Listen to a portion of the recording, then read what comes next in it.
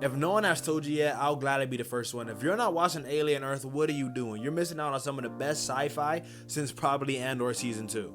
Now, I know that may be a crazy statement to make, given the fact that it only has 3 episodes and we have 5 episodes left. But those 3 episodes so far have been pretty phenomenal, I kid you not. Now, I know I may be a little biased given the fact that I'm a huge Alien fan, but this show has done the impossible in which making me want to see more of the characters than the xenomorph itself. Like, going into it, I initially thought this show was going to be another one of those shows that just used the alien name to push a story and to focus on characters, and the alien was barely going to show up in it. But however, these first 3 episodes, I can firmly say that is not the case. But that's enough of the glaze. Let's talk about the episode that just aired. Quick reminder, spoilers up ahead. If you don't want to be spoiled, like, favorite the video, then come back after you watch the episode. Now let's get into it. Now, even though that is episode 3, we can kind of see that they're always starting to plant the seeds that the children do not trust the boy genius, even though he's kind of the reason that they're all still alive. And I kind of wanted to focus on these 2 right here and their scene with their investor, handler, and whatever his name is. Now, if you don't recall, after the whole debacle with the xenomorph and the cyborg, these 2 were kind of brought in and questioned a little bit, and when they were questioned, they found out that their eyes have cameras in it, and if you go back and watch that scene, they're both kind of taking it back, and one even, well, I forgot his name, I think it was Smeagol, was like, I don't like that at all.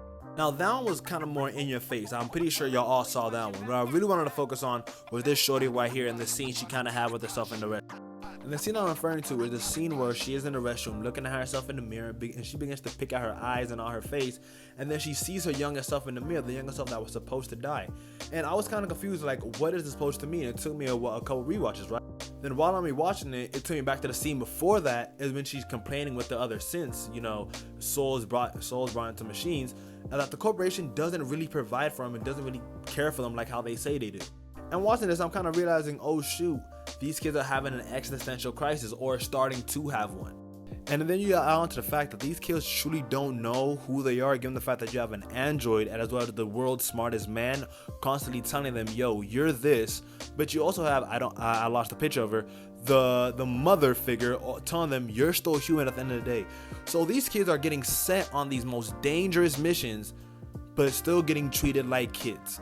So I think that's like a really interesting story that I really hope they play into and play out, and that's the reason kind of why I'm really enjoying this, and kind of the reason why I'm not minding not seeing the xenomorphs too much, because this story itself is honestly really peak. And I know I use that word a lot, but I can't say anything else because it's really peak. Now, with all that being said, if you are not watching Alien Earth, you have got to go see it. It's only 3 episodes out right now. It's gonna have 8 every Tuesday, I believe around 7, but hey, it's been David, isn't real. See y'all later.